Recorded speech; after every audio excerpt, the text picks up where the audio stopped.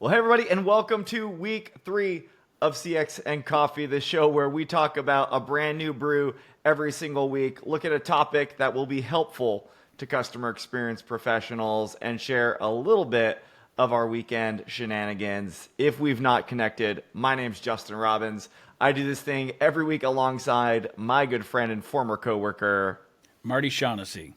and we are so glad that you made the choice to hang out with us for a little bit today. Marty, I've got a lot to talk about as we think about this episode, which is airing the week of Thanksgiving here in the United States. It also has us on the cusp of the winter season. I think I saw snow in at least your forecast. I don't have to deal with that nonsense anymore. And it got me wondering. So for people who don't know, you live on an alpaca farm. You've got goats and chickens and all the things. Can you help us understand, like, did you spend your weekend preparing for winter? What is life like on the Shaughnessy homestead? So to be clear, I have zero farmer in me. My in-laws have the alpaca farm, and then we have a horse farm on the other side, and my wife loves animals. So we have 2 goats. We've got a couple chickens that we have for eggs. We're actually picking up a new puppy this week. So we've always usually had like cats and dogs in the house. As far as getting prepared for the winter, I do what I'm told. So if there needs to be some help, I will go down to the barn every once in a while with my wife in the morning to, I just like do busy work while she's taking care of it. So, I wouldn't say there's a lot of prep that's going on here. You say you're not a farmer, but I feel like this is one of those situations where if it looks like a farmer and it does farmer things, don't me, Marty. True or false question. Go. You have spent time, energy, and effort to learn the art of beekeeping. True, that is true. I'm a former beekeeper because I lost a couple batches of bees, so I don't beekeep anymore. But I did that for a while. Yes. Right. And and you said you've got chickens from which you get eggs that you use for. I mean, I'm going to go back and For like food. check the We use definition eggs of for food. farmer, Okay. but I feel like you said zero farmer in you. I don't believe that. Farmer adjacent. Farmer.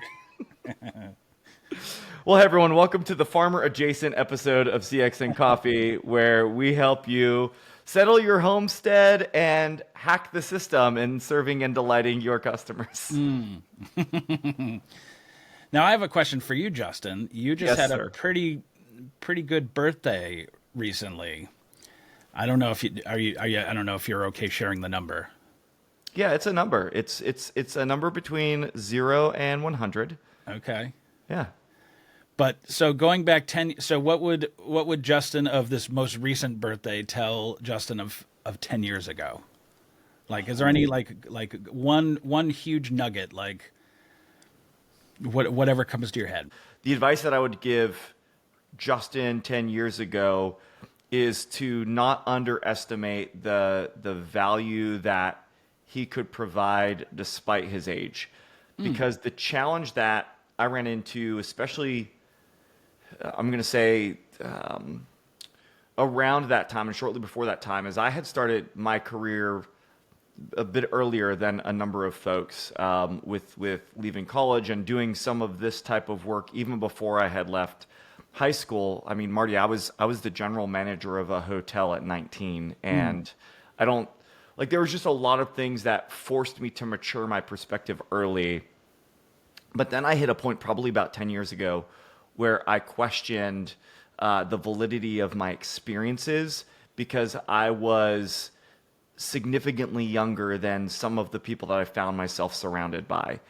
And I think the encouragement that I would put to myself is that the experiences that I have were valid, that they could provide meaning and benefit if I was willing to share them, more openly. And I think the other thing that I wish I would have done then, it took me a few more years to do, is to really identify the right group of mentors who were 10, 15 years ahead of me to help me just not make some of the second guesses that I made over the, the 10 years that followed.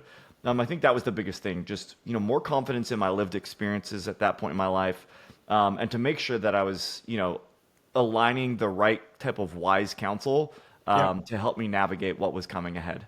I think a lot of people can relate to that, just with the, no matter how successful you are, sometimes you fall into the, what do they call that?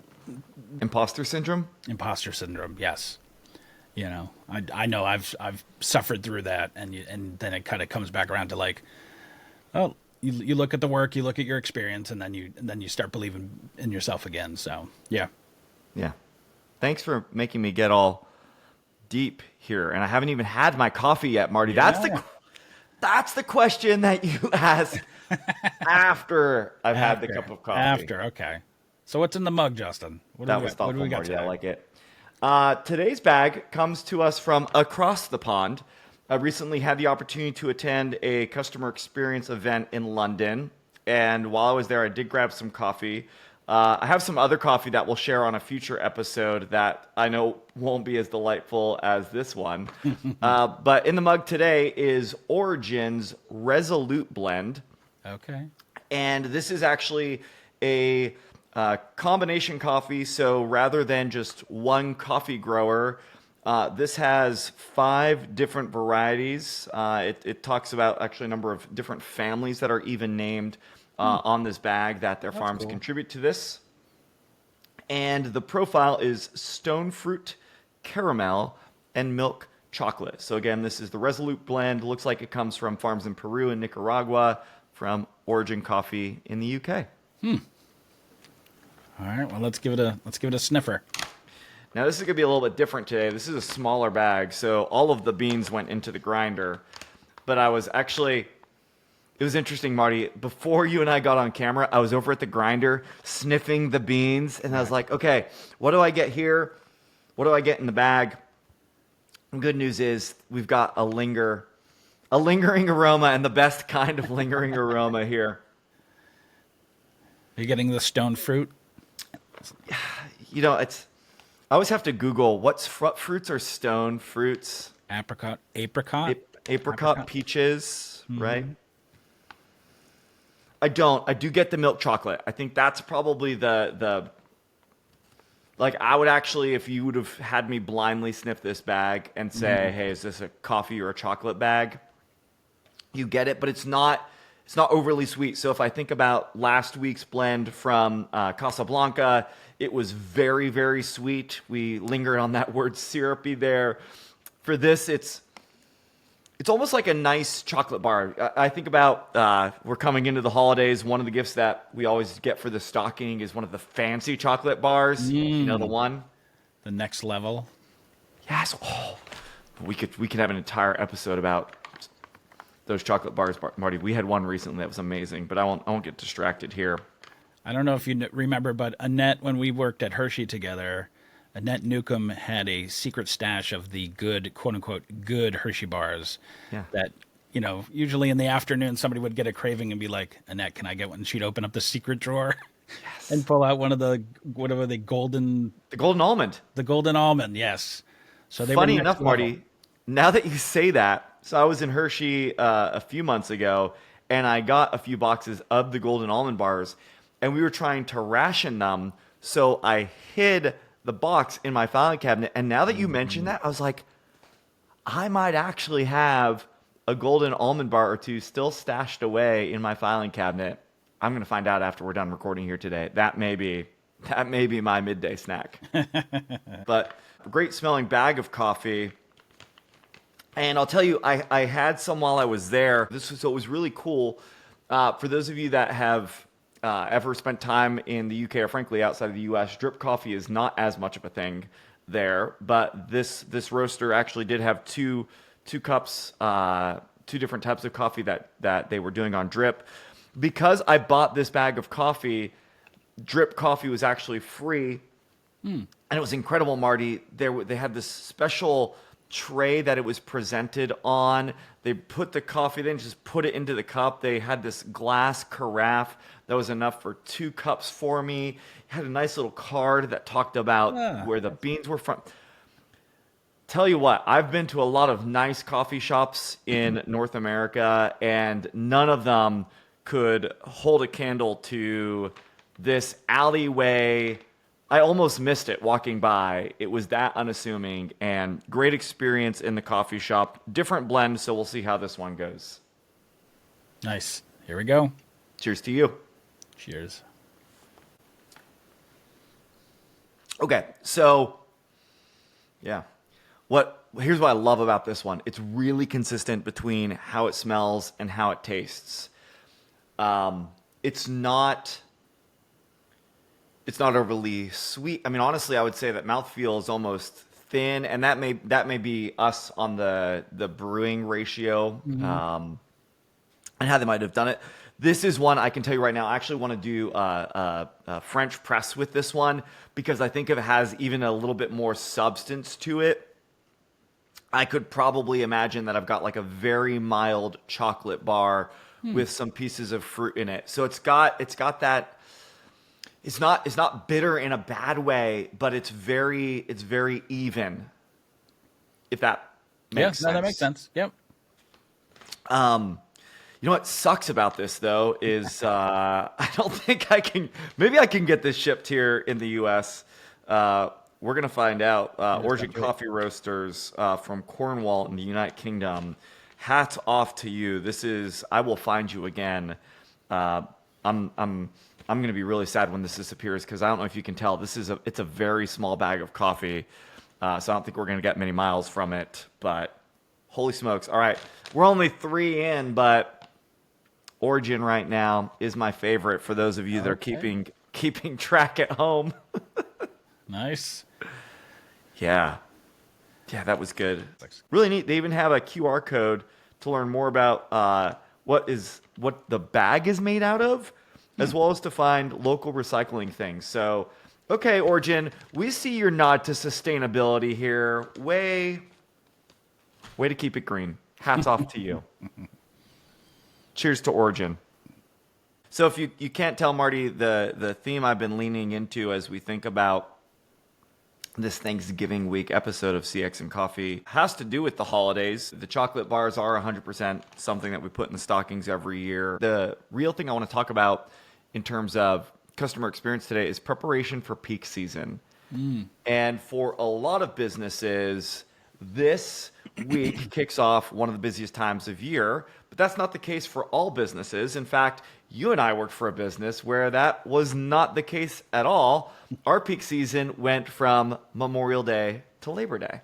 Correct. And one of the things that was interesting, so the thing I'm alluding to is when Marty and I worked at Hershey, and I'm curious to get your perspective on this, and I have a very specific question for you. But one of the things that was interesting for me as the contact center leader is I was always thinking about my peak season. I was doing recruitment events in the fall to get people that I could start training or accepting positions for January, February, or March, because I knew we would start to have volume ramp up to when we really hit our peak, which, then it was nonstop.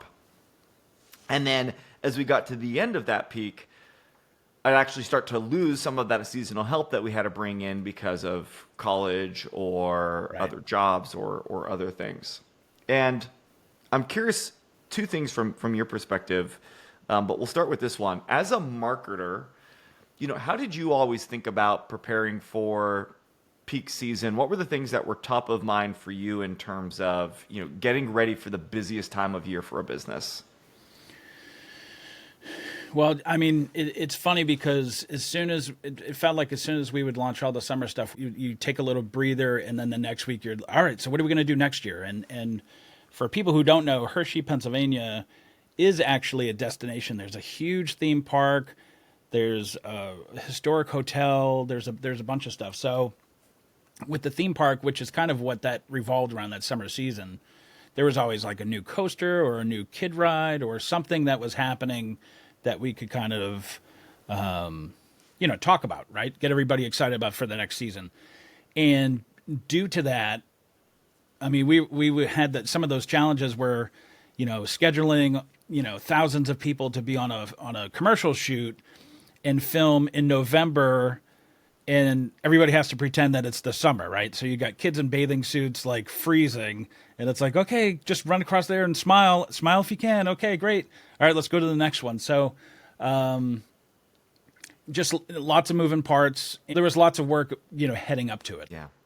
What I think is interesting to hear you highlight there is your emphasis was what was going to be new, what were the things that were going to drive hype and intrigue and excitement. When I think about, what were we thinking about from a contact center standpoint, there was, I'd say, three pieces.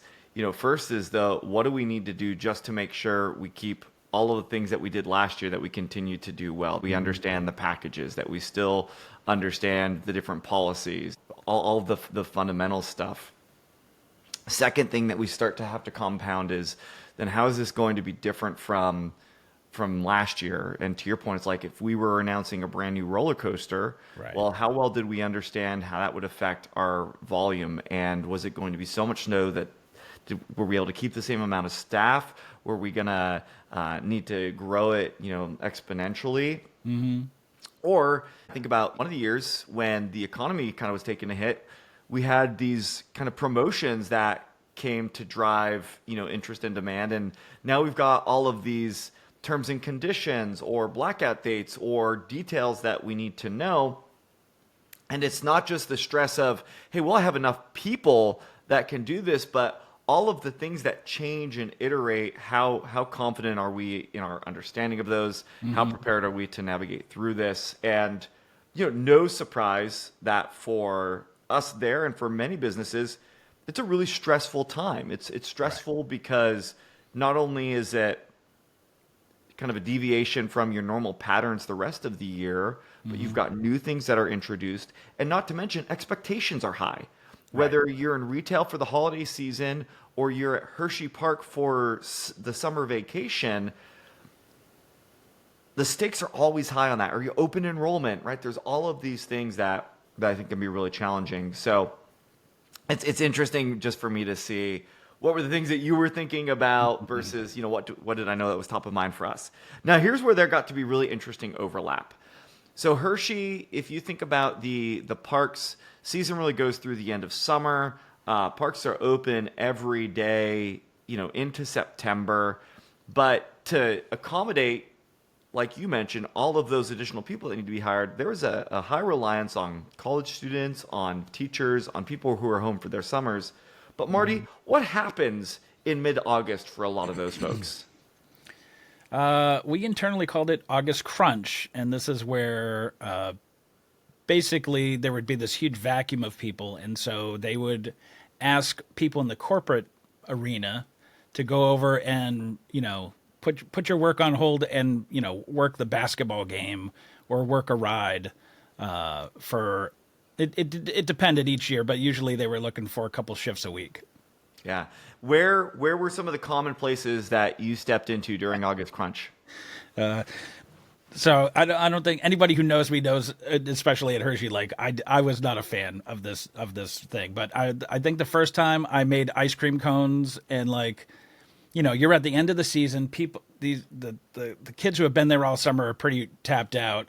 And I'm over there trying to make somebody an ice cream cone, and I'm doing the terrible job, right? Because it's my first cone. So they would have to step in, and there'd be like some 16-year-old kid who'd step in and fix my ice cream. So I took tickets at the gate. I ran a couple of rides. One time I did, there was like a whack-a-mole type game. And I remember there was this kid who just kept putting money down over and over, and he wasn't winning, and he wanted this prize. And it was that was tough to see because part of me wanted to be like, come on, move on. You're not going to win here. But, it was, so they just had us do everything. I mean, basically, I don't know what was your favorite? Well, here's the thing, Marty. I was for the first few years of my time at Hershey, I was secretly envious of everyone who got to go into the parks and onto property because the contact center would still be kind of at a deficit. We were still getting people who were booking and That makes planning, sense. and it was difficult to step away. And it was probably the last 2 or 3 seasons that I was with Hershey that I was able to step into August Crunch. And there's definitely one highlight for me and 2 lowlights. I did do the claw. Claw kind of sits in the middle of things. I did love slamming the big button on that. I Right. don't know if anybody from Ride Operations is listening. I didn't slam it that hard. I promise. I was. Let me talk about the low light first. I worked one of the coasters that was an older wooden roller coaster, and the seats were small, and not all guests fit into the seats. And I remember being there as a manager in our destination, having to tell a guest that they couldn't ride the roller coaster and how icky that felt. And then I looked and thought that here we're asking teenagers to do this every day. And it certainly opened my eyes into the realities of like some of the uncomfortable sides of the guest experience. But the most fun I ever had is we had a special program where I'm going to say very affluent guests could pay Yeah. to have someone escort them through the park, get them front of line, all of that kind of stuff. And I got to do that one time for it was one of the executives from CBS. And really fun, family, really cool thing. And at the end of the day, they wanted to tip, and I was like, no, I'm good. We're okay.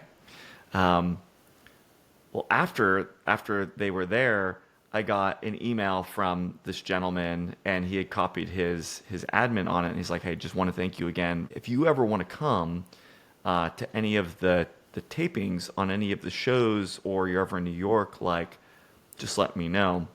That's cool. And this is one of the few things that I took him up on it. And my wife and I got to be guests of the Little Late Show with David Letterman, a guest of CBS for that, which was like coolest experience. So not only was it fun to get to like see that side of the park and like truly just getting to surprise and delight a guest around every corner, but also that was a pretty fun perk on the backside of it too.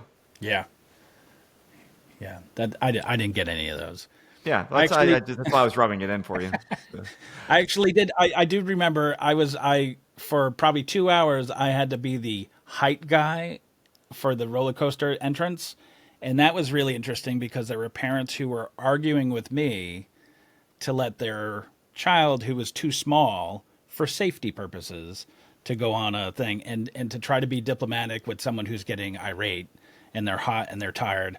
Just let them through. Just let them through. And I was like, I'm sorry, I can't do that. And it was, to your point, at that point it was a guy who was in his 40s, but typically you'd have a 14, 15-year-old standing there with an adult trying to pressure you to let their child who's too small and unsafe to go on the ride, which is it was really interesting. It made me appreciate what they go through. You know what I mean? So that was actually my question. Talk to me about what you learned through your experiences of stepping into the operations and actually seeing I keep calling it guest experience because at Hershey, that's what we call it. We call it the guest experience. What are some of the lessons that maybe even stick with you now in terms of understanding and serving our customers because of what you did through August Crunch? I'm going to tweak it a little bit because our office, the corporate office, was a 5-minute walk through Zoo America, which then tapped into the park. And I remember on the days where I would get frustrated with my job, I would take my lunch break or just take some time and walk through the park and see families laughing and running and enjoying their time. And to me, that was a great reminder of the stuff that we do, that people appreciate the product. So I would say that's probably the biggest thing I learned by just observing the guests walking around and just seeing people having great experiences. I mean, Hershey Park is fantastic. I mean, it really is like I have people who come in from Massachusetts all the time and go, and they just talk about how clean it is, how fun it is, how family friendly it is. It's a great product. So from a marketing standpoint, it was pretty easy to market. You know what I mean? It's pretty easy to brag about because it is great. But I think I needed to remind myself when I was frustrated about outside stuff or just day to day, to actually remind myself of why we do what we do. You know what I mean? And it's not saving the world, but it was important to me to see that, like, oh, this is a product worth selling. Yeah. Yeah, it's really important for any of us, no matter what our roles are, to just broaden our exposure and understanding of what our organizations do, understanding the realities of the customers or the patients or the guests that we serve, and then having an intentional time to reflect back on understanding where we fit into all of that. And as I think about, for many people, what's going on with peak season, I know this episode's kind of airing at the point where we're in it for this year. Things are going to happen as they're going to happen, and what's going to matter a whole lot is how we fine tune over the next few weeks. But then as we go into the new year, how do we look back and understand what we learned, what we can improve, and what we can iterate? And I think for this episode, Marty, a couple things that I want to, call out is, for those of you that are in your peak season right now, maybe this is you squeezing in a little bit of time before, during, or after a shift, just to like brain break. I want to encourage you and remind you to find little opportunities to take deep breaths, because I know in the midst of screwing up an ice cream cone with an angry guest in front of you, or having call-offs because people just didn't feel like coming in that day, when you're already kind of behind or feel like it's stacked against you, can be frustrating and discouraging. And I just want to encourage all of you that this is just a moment in time. It's just a season, and so stick with it. The other thing that I'll call out for those of us that aren't in our peak season yet, or as you go and reflect back on what can you do differently from next year, I think one of the most important lessons that I learned, especially during my time at Hershey, is the value of making others in the organization not just feel the pinch of your reality, but inviting them into being part of the solution. For Hershey, August Crunch was inviting people, or in some cases maybe mandating them into being part of the solution. What it encouraged and what it forced was for everyone to step outside of their normal day-to-day and see the experience from a different perspective. Those types of exercises, not just during your peak periods, but throughout the year, can help you get allies, can help you build perspective, can do so many valuable things for you in your work as a customer experience professional.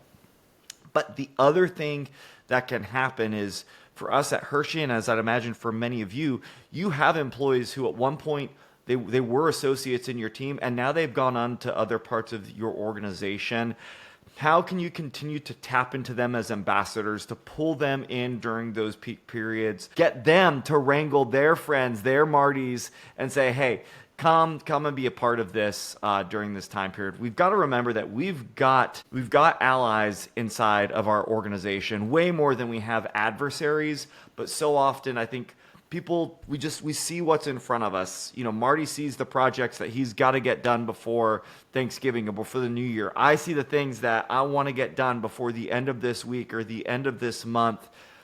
Not that I don't care about others and what's going on in the world, but I just lose sight of it. And, having those ways to remind and encourage and invite people in, I think can be really valuable. So, look, Marty, I don't think this week there's much else that I want to say other than encourage people as we go into the holidays, whether it's for work or the travel or the things that you're gonna do.